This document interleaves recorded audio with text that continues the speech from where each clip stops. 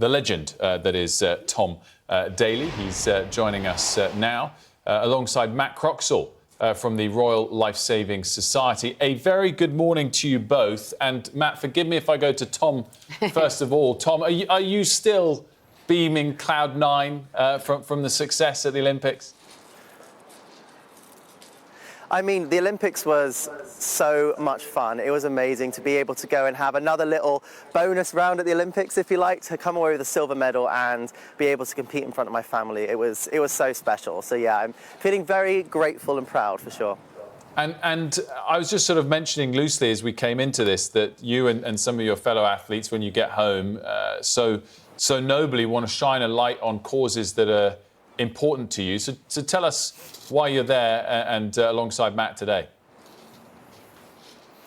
Yeah, I'm alongside Matt from the Royal Life-Saving Society, and we're on Brighton Beach currently because my knitwear brand Made with Love has teamed up with Malibu to try and spread some awareness around alcohol and water, and trying to spread awareness of the fact that 1 in 4 drownings involve alcohol, and 80% of people in the UK have no idea about that. So there's a collection to raise money, and all the profits are going to be going to the Royal Life-Saving Society. So it's an important message to be safe around water, especially after consuming alcohol.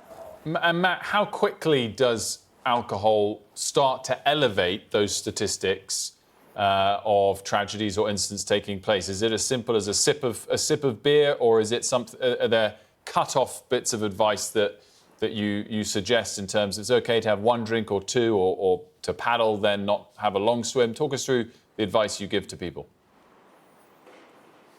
Yeah, well, there's a number of different contributing factors to how much alcohol will affect any individual, I suppose. I guess our advice is, as the Royal Life-Saving Society, we're all about enjoy water safely. So we're never going to put people off getting out there and enjoying that open water in particular, but swimming in any way. But it's to do it in that safe manner. And yes, alcohol can be a contributing factor to those accidents taking place because it can impede somebody's judgment, all that kind of thing. So it's just a matter of being aware of the effects that might have on you, and to absolutely swim in those lifeguarded and supervised areas. Tom, it's Leah here. Hello, so great to see you. We have to go back to the Olympics, I'm afraid. What I loved about watching you was your family that were there in the crowds, Dustin and the kids. How important was it having that support around you during such a high-pressure time? I mean, having family support around me, it's the most important thing. And I think, when it comes to athletes, the people behind the athletes, the other halves, the parents, the friends, the family around you are the ones that actually carry the Olympians and the athletes to those games, because without their support and without their constant, when it comes to going away for training camps, when it goes away to competitions, the sacrifices that they have to make are second to none. So, without your friends and family around you, and especially my husband and my kids, none of the Olympics this time around would have been possible. I mean, the whole reason I went back in the first place is because Robbie said that he wanted to see me dive at the Olympics. So, yeah, he was quite sad yesterday when, I told him that, or the day before yesterday, when he found out that I wasn't going to be diving anymore, bless him. So have you had time, Tom, to really reflect on retirement? Because I remember speaking to you, you won't remember, and it's fine. I remember speaking to you at London 2012 and talking about how each Olympics is very different for you. How do you feel now, sort of walking away from the sports and forging a new future, I suppose? Yeah, I mean, like you say, each Olympics was very different for me. In 2008, at 14, I had no idea what I was doing and what was happening. And then London 2012, there was such a high-pressure environment, competing in front of a home crowd. And then 2016, I knew I was going to be in the best physical and mental condition, but I wanted it so badly, I kind of tortured myself through the whole experience. And then by Tokyo, I was, already a parent, and I had a different perspective on what diving meant to me, and I realised I was more than a diver, and I was actually able to then start to enjoy it and have the perspective of, no matter what happens, good or bad, I can come away from the competition knowing that my friends and family are going to love me regardless. And then that was what that extra lap around the Olympic sun, if you like, was in Paris recently, because I got to go back and really enjoy it and really embrace the moment.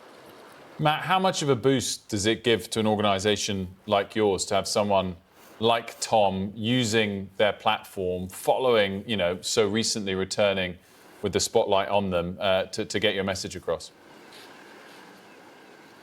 I mean, we're so grateful for Tom being involved in this. You're right, it raises huge amounts of awareness for an organisation like ours. Ultimately, we are in this business to try and save lives, and so to have somebody that raises our profile alongside Malibu in this case is just fantastic. And yeah, we can't thank Tom enough. Tom, I'm interested, drinking responsibly, of course, is critical more so than ever when it's in and around water.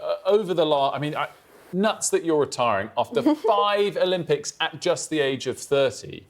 You mentioned there how long you've been doing this from such an early age. Have you been able to have moments of enjoyment over that period of time, or has it been so focused on the relentless level of commitment you have to put in to win medals at Olympics that actually, for the first time in your life now after you retire, you might actually be able to get that balance right for the first time?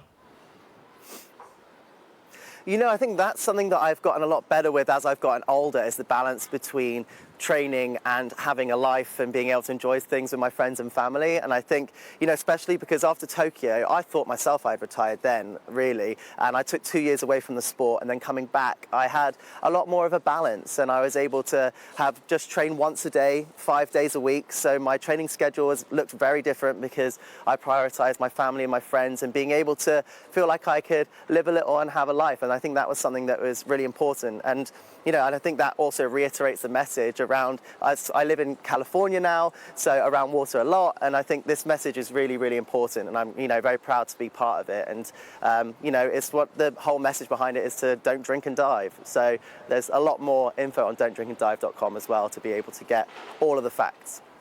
Yeah, brilliant campaign to you both. Tom, before you go, do tell us, what do the kids make of your Olympic medals? Oh, Robbie was so excited coming into the Olympics. He has a little journal that they've been working on all year, and probably every other week he will at least write in it about how long the Olympics were away, what he was going to be doing, how much he wanted to see the Eiffel Tower. And the one big piece of pressure that I had coming into these Olympic Games was to come back with a medal, because on the medals it has a little piece of the original Eiffel Tower, and he wanted to be able to bring that into school to show his teacher, Miss Barbara. So I was like, okay, this is great. So yeah, I managed to secure that. So he's very happy that we're taking a bit of Eiffel Tower home with us. Tom, I read somewhere that up next you're going to be launching a swimwear company. Is that right? Well, there's all kinds of things. Actually, part of this collection has a swimwear on it. So I actually have some crocheted trunks, and I've got, bucket hats, sunglasses, sliders. There's all kinds of things, and and it's all of the profits of that collection go to the Royal Life Saving Society. So that's why we're here. Well, Tom, Matt, thank you both very much indeed. We really appreciate it, and congrats again on just the most epic of careers, Tom Daley and Matt Croxall there.